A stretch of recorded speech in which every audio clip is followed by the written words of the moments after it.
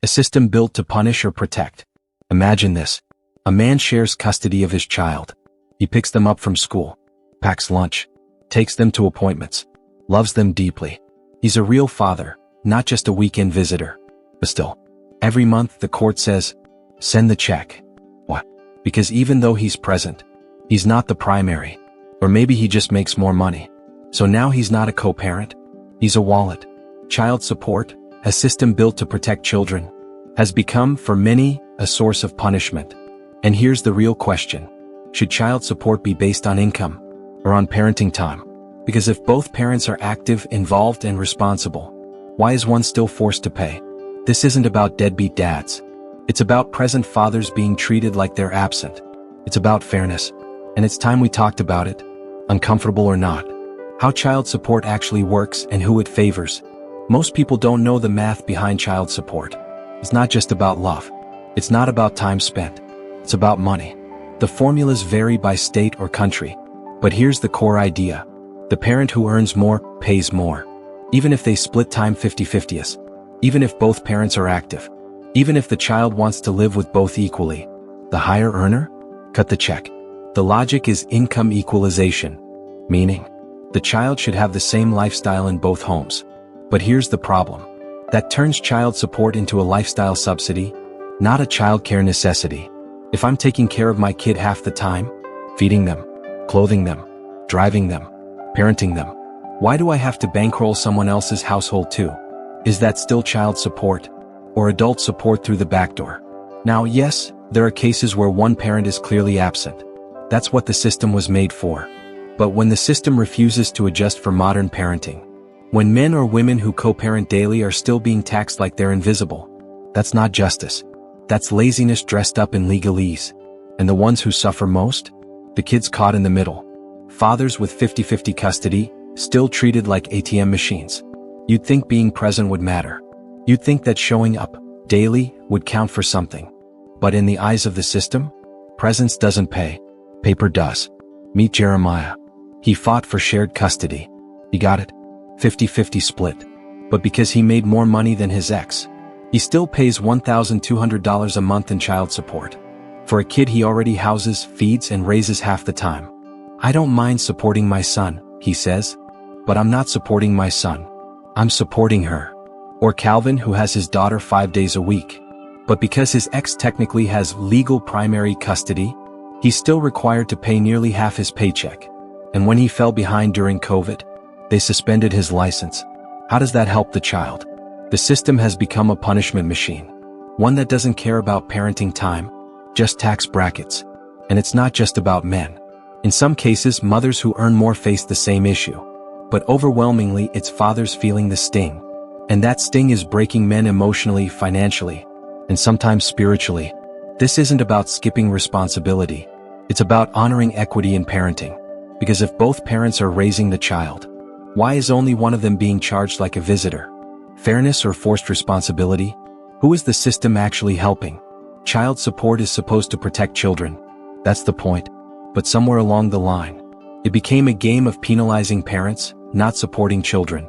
Let's ask a dangerous question. Who is the system actually helping? In many cases, it's not the child. It's the custodial parent, often at the expense of the other. If a child's needs are met in both homes, why force one parent to fund the other's lifestyle?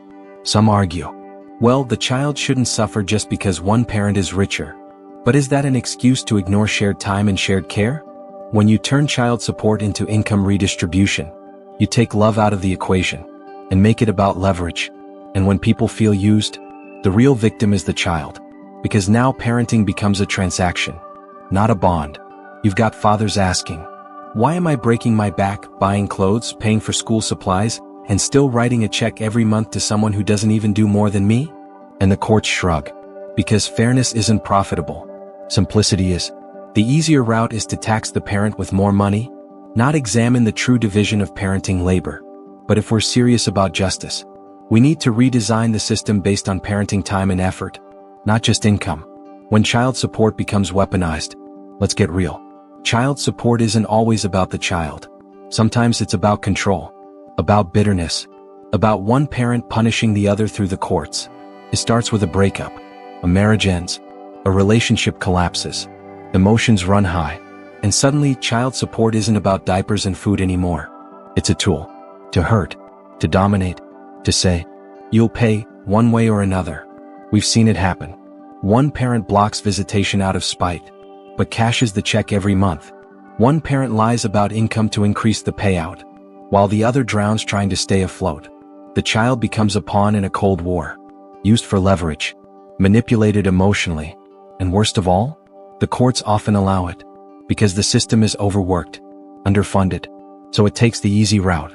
More money equals more responsibility. Less money equals more support. But who's counting the hours? Who's tracking the real parenting being done? You've got dads showing up to every practice, every doctor's visit, every school event, and still being told, "That's great. Now send the check." Some men feel like they're just performing fatherhood, while being treated like they're invisible in court. And the pain runs deep, because it's not about the money. It's about what the money says. You're not enough. You don't matter. That's the message too many parents, especially fathers, are hearing. And when the system becomes a weapon, everyone bleeds, especially the child. The emotional and financial toll on fathers, and some mothers too. Let's talk about the cost. Not the court-ordered number on a piece of paper. The real cost. The sleepless nights. The bank accounts in the red. The birthdays missed because working overtime was the only way to keep up. There are fathers out there working 2 jobs, driving Uber after shifts, sleeping 3 hours a night, just to meet a number that doesn't reflect their reality. And when they miss a payment, it's not compassion. It's jail time, wage garnishment, public shame, no inquiry into whether they're involved, no credit for parenting hours, just cold math. And the toll is not just financial, it's emotional, depression, anxiety, rage. Some men spiral, some quit, some disappear entirely, not because they don't care, but because they've been broken down by a system that only sees them as a number. Now yes, some moms go through this too. In cases where women are the higher earners, they can be on the hook the same way. But statistically, it's fathers who bear the brunt, and the damage lasts. You've got men who are afraid to become fathers again, because the last time the system turned fatherhood into financial slavery. And that fear? It's real. Because love doesn't feel like love when it comes with a bill. And parenting doesn't feel like parenting when you're treated like a visitor with a Venmo. A new model for modern parenting. So what's the solution? Burn down the system? No. But rebuild it? Absolutely. Child support should never be about income alone. It should reflect parenting time, effort, presence, and actual need. If a father or mother is actively involved, if they're doing the work, sacrificing, showing up, that must be factored in. The courts need to update the formulas. The laws need to reflect modern parenting dynamics, not outdated gender roles from the 1950s. The assumption that one parent always provides, while the other always nurtures, is no longer true. Families look different now. Shared custody is more common. Co-parenting isn't rare, it's the norm. And if both parents are loving, involved, and responsible, why punish one to benefit the other?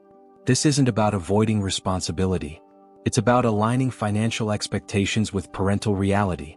If you want fairness, start counting more than paychecks. Count the time. Count the effort. Count the real parenting. Because no child wins when one parent is punished, just for loving them with less money. It's time for reform. It's time for balance. It's time to build a child support system that actually puts children first, not court convenience. This is Crazy Discuss, the place where uncomfortable truths come to light. If this episode stirred something in you, share it. Talk about it. And don't stay silent, because silence is what lets broken systems stay broken. We're not done yet. See you in the next one.